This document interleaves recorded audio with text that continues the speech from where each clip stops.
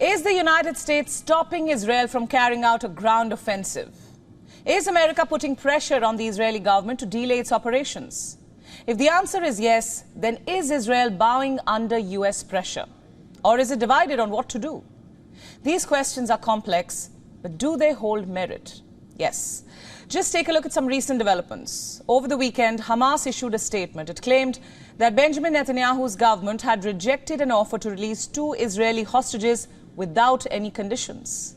It added that it wanted to release the 2 captives, but Israel simply didn't want them back.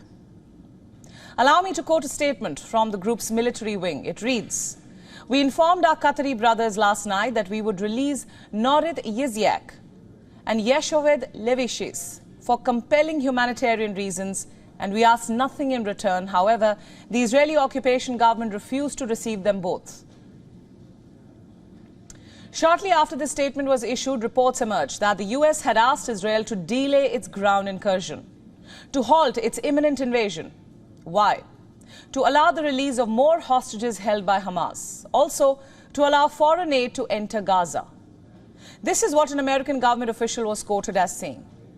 The administration pressed Israeli leadership to delay because of progress on the hostage front and the need to get trucks of aid into Gaza. Israel denies this claim. It says no such discussions have been held. The US is not pressing Israel with respect to the ground operation, but the developments on ground tell a completely different story. Earlier today, the Israeli military said that it had conducted limited raids into the Gaza Strip. It added that its airstrikes were also focusing on sites where militants are said to have assembled. Listen in. During the night, there were raids by tank and infantry forces.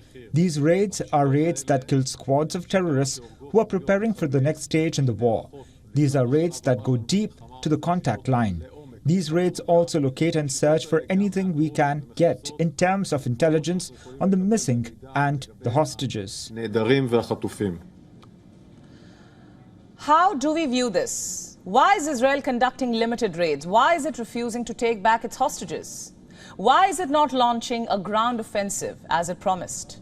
Israel may not admit it, but there does seem to be an effort to make Israel delay its operations, an effort that from the looks of it is being led by the United States of America.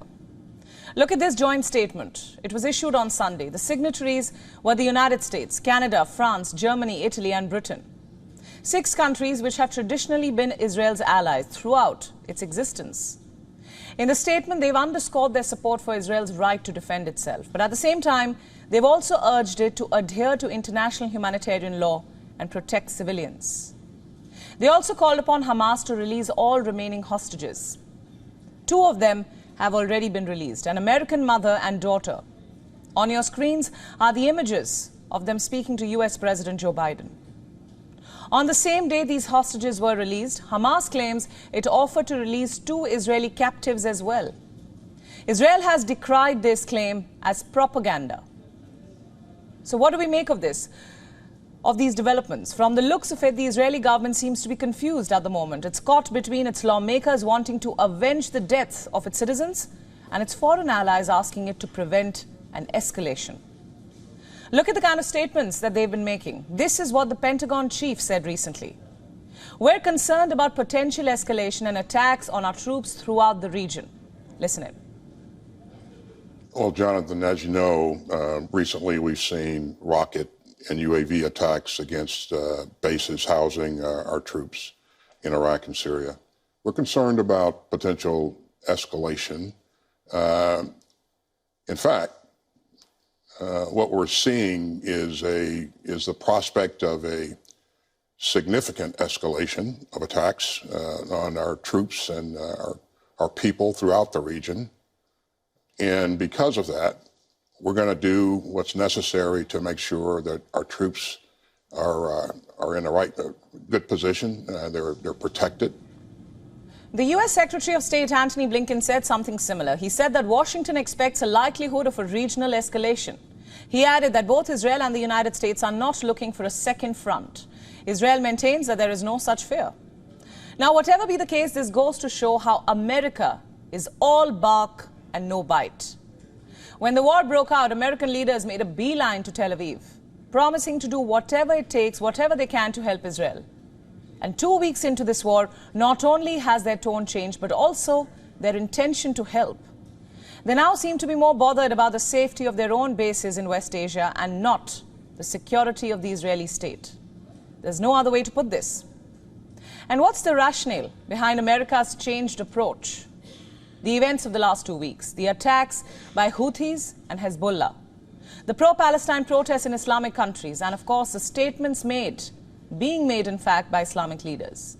They all seem to indicate that there is a sort of confluence of interests in West Asia. Slowly but certainly, more and more Islamic countries, even those who had normalized ties with Israel, are changing their tone. This has perhaps got the United States worried about how far this conflict could stretch and whether it will have any bearing on America's role in the region. So the United States is holding Israel back. We wonder, how long can this pressure sustain? What lies ahead? WION World is now available in your country. Download the app now and get all the news updates on the move.